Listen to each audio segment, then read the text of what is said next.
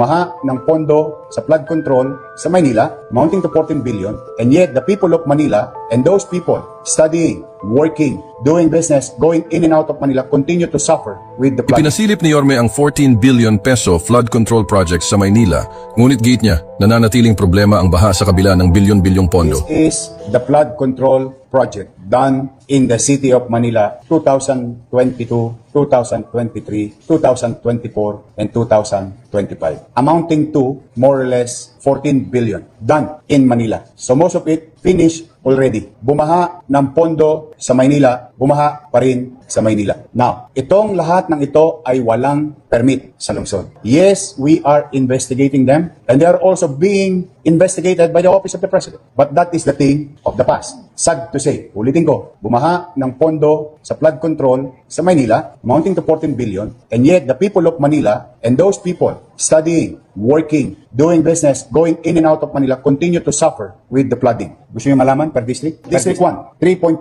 billion. District 2, 2 billion and 59 million. District 3, 4.2 billion. District 4, 1.3 billion. District 5, 1.1 billion. District 6, 2 billion and 60 million. Total of 14 billion, 313 million, 132,309 pesos and 12 centavos from project allocation for the year 2022, 2023, 2024, and 2025. At malamang sa hindi, kulang pa yan. Kasi ang lahat ng ito ay kinuha lang namin sa website ng Pangulo. Sa panibago o latest po na release ng video installment ni Saldico, inihayag niya ang isang family cartel operations. No? Pag sinabing cartel, it's a crime operations like an organized group, no? Na sindikato. Pero malalim ang ugnayan at mga dugtungan ng kanilang mga sistema ng crime operations. So pag sinabing family cartel, buong pamilya ni Marcos involved sa pandarambong, pangungurakot at paggamit ng poder ni Marcos at ng koneksyon sa gobyerno. Kaya cartel family operations. No? In fact, ang binulgar ni Saldico ay umaabot sa 20 billion pesos. Ang nakokolekta ni Lisa Araneta at ng kapatid niya, bawat taon, ang pagkakakuha ko yun, ang ibig sabihin ni Saldico, mula sa Bureau of Customs at pati na sa agricultural, technical smuggling and cartel of hoarding and manipulation of importation ng asukal, sibuyas, poultry products at pati na ang bigas, mga kababayan. Wow. Kung ito po ay ma-reduce lahat ni Saldico into a so-called executive affidavit, meaning i-execute niya ito sa harap ng isang mataas na opisyal ng isang embassy, halimbawa mag-seek siya ng asylum, lulutang siya, and then ito ang magiging basis niya, halimbawa sa pagkuha ng abogado, at idideklara niya na ginagawa niya ito dahil nakapanganib ang buhay niya sa isisiwalat niya. No? Ang tawag po dyan, sabi ng mga abogado, executive affidavit. Lahat na ng kanyang nalalaman, no? Tungkol sa sindikato na pinapatakbo ni Marcos at ni Romualdez sa Pilipinas. Isang nakakapansin din po doon sa ating napakinggan ay ang binanggit niya na hindi pa rin pala tumigil si Ginoong Marcos na magkaroon ng insertions, at para hindi mahalata na sabay kanya tinira, ay pinakamada niya na ngayon ang insertions sa loob ng NEP. 97 billion pesos para sa flood control projects pa rin. Mga kababayan, kunwari i-correct ang flood control projects. Yun ang pagkakakuha ko sa presentation ni Ginoong Saldico. At ito ay ipinasok na sa National Expenditures Program. Pero, nung previous na mga budget process, nang nagagamit pa nila ni Martin Romualdez sa sindikato nila si Saldico, ang pinagdadaanan po ay doon talaga sa BICAM at sa small committee. Actually, BICAM po yan, bicameral conference ng representative senators and representative members of the House of Representatives. No? Usually, 4-5 katao lang po yan upang mabuo ang unified version ng isang batas o ng panukala sa budget. But before po ito, isusumite kay Marcos Jr. Para pirmahan niya na magiging batas. Kaya nagiging GAA, General Appropriations Act. Kung sa Congress pa, General Appropriations Bill. Ayun. Kasi hindi pa nalalagdaan ni Marcos Jr. Kaya nga hindi siya pwede maghugas kamay. Kasi pinagmayabangan niya that he read more than 4,000 pages ng General Appropriations Bill of 2025 bago niya pirmahan. Samantalang ito ang pinakasindikato na budget na kinatay nila at alam ni Saldico ang ginawa nila dyan. At nagkakaroon sa dyan si Marcos Jr. ng 100 billion pesos insertions. Diyan nagsimula ang pagtatalo nila ni Saldico at nila Martin Romualdez. Kasi pinipilit ni Marcos na doon itago ang insertion sa DPWH. Bubukol ang budget ng DPWH, aabot na ng 1.13 trillion. Dapat mga 900 lang, no? Billion. At magiging malaki pa ang budget niya sa sektor ng edukasyon. So ang plano sana ni Saldico, ilalagay niya sa unprogrammed appropriations. Doon na lang pupunduhan ni Marcos at kukunin niya. Pero kung sa unprogrammed appropriations po, madidelay ang kanyang SOP. Kasi sa DPWH, pwede ka na mag-cash advance sa mga contractors kagaya ni Diskaya at ng iba pang mga ginagamit nila na contractors na siya din ang nagbulgar nang sa panahon na gusto niya mag-arti-artihan at maghambog-hambugan na kinakalabanan niya ang sindikato ng pangungurakot at pandarambong dahil mabibisto na siya. So yun pala ang gusto niya. 100 billion pesos, sabi ni Marcos, dyan dapat sa DPWH. Kasi kukuhanan niya ng 25% kagad. At didiskartihan yun ni Manny Bunuan. Ayan. Kaya ang kulukoy na Manny Bunuan, involved din po ito sa sindikato ni Marcos. Kaya kagaya ni Saldico, pinatakas nila si Bunuan sa Estados Unidos in the guise na pinapagamot niya ang asawa niya. Pero kapareho po ito kay Saldico. Ang mangyayari kay Bunuan, kay Bersamin, kay Pangandaman, sa ganitong uri ng pagka-addict at walang katuturang kaisipan, mayroon si Marcos, ilalaglag niya lahat. Pati po ang mga tauhan niya, maisalba niya lang ang sarili niya. At yan din ang pwedeng mangyari kay Martin Tambaluslos, no? Na ikakasa ni Marcos ang pagsampa ng kaso, pero siyempre kaso na matatalo. Yan ang diskarte nila Boying Rimulya dyan, kaya siya inilagay dyan sa ombudsman. Para lamang mailabas na si Marcos ay wala talagang kinalaman. Ang kulukoy na, sabi ng kanyang kapatid, adiktos na klase ng tao. Wala sa katinuan ng pag-iisip at walang damdamin para sa taong bayan. Ngayon, marapat lamang na imbestigahan ng Kongreso. At sana makalkal po ito nila Senator Marcoleta, nila Senator Padilla at iba pang mga Senator Alan Peter Cayetano, ano itong 97 billion pesos insertions ni Marcos sa budget 2026 na flood control pa rin pala. At siya ang nagpapasok nito. Wow! Hindi pa siya nakontento sa delivery sa kanila ni Saldico na mga 56 billion pesos, pinaghatian nila, malamang may partida dyan si Saldico. Hindi yan pwede na wala. Pero ang malaking partida kay Marcos at kay Romualdez. Kaya nakakagalaw si Saldico dahil binibigyan siya ng authoritative protection. And sinasanksyon ni Marcos at Romualdez ang kanyang discarding pang sindikato na ngayon inilaglag na siya kaya siya kumakanta. Ano itong 97 billion pesos na insertions ni Marcos sa 2026 budget? Dapat mabusisi ito.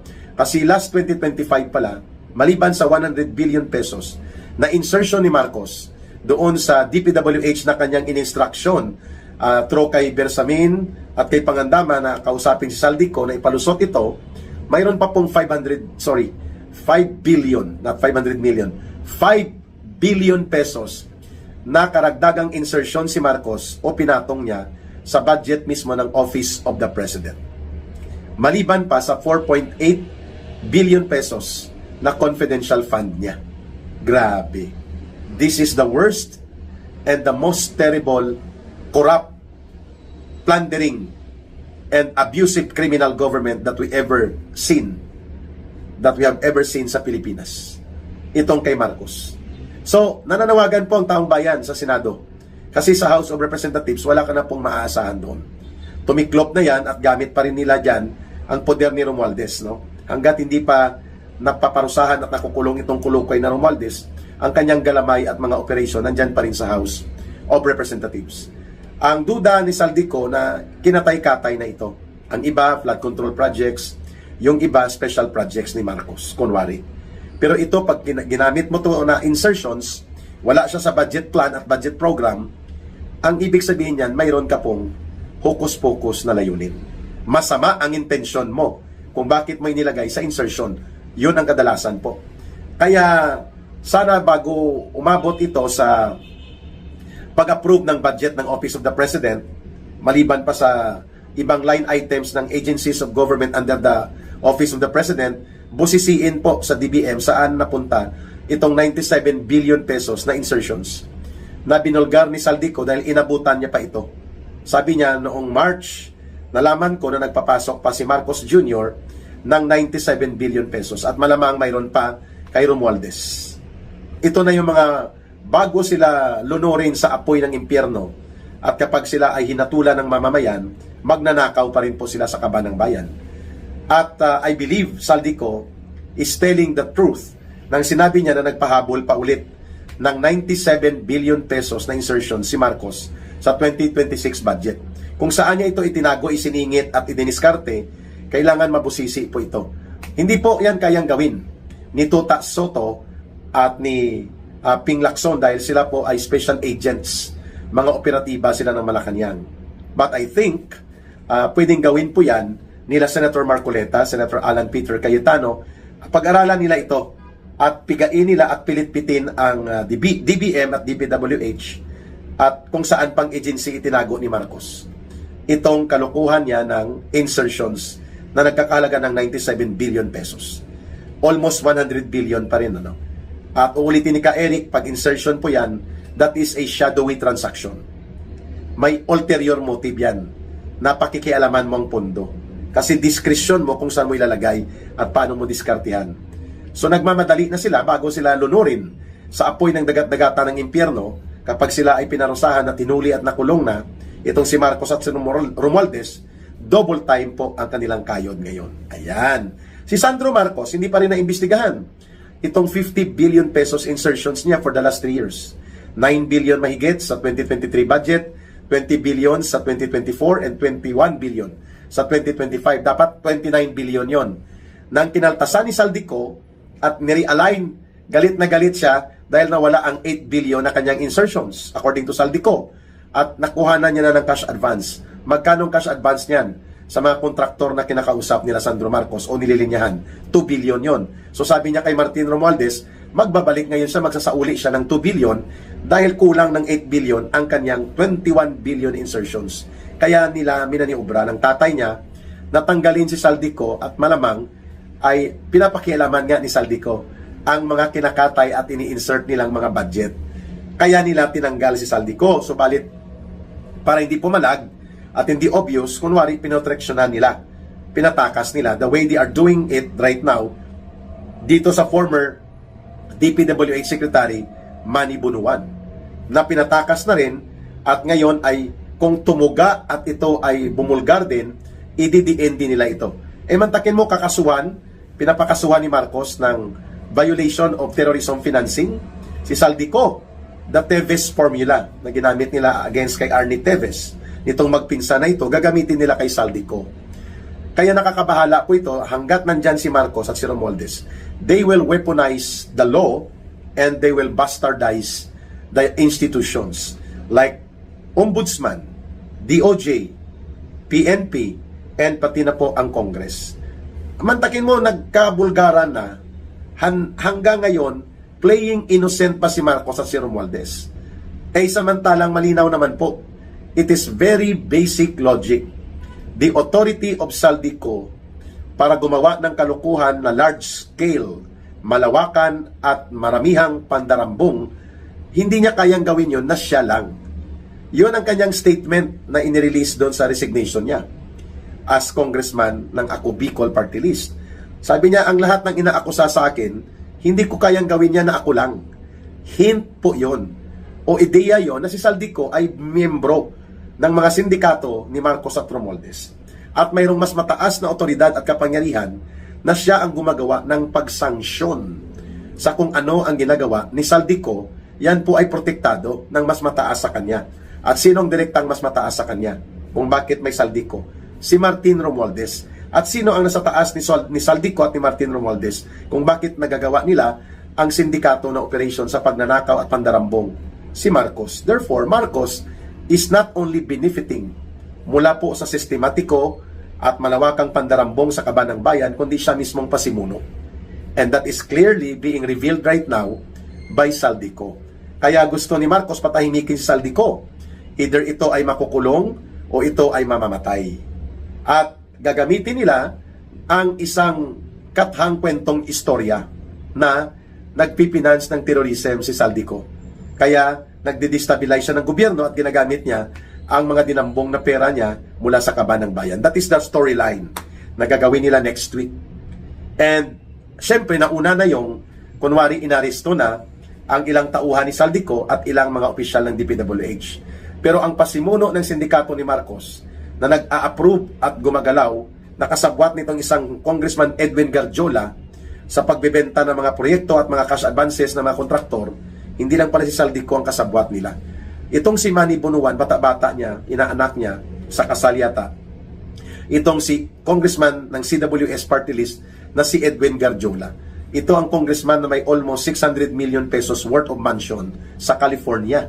At iba pa, no, mas mayaman pa daw ito kung ikukumpara kay Ginoong Saldico. So ito po ang nais nating ipahiwatig sa ating mga kababayan. That Saldico's revelations are clearly an operation of a big-time criminal syndicate using the powers of the president para po lumarga ito in the last 3 years.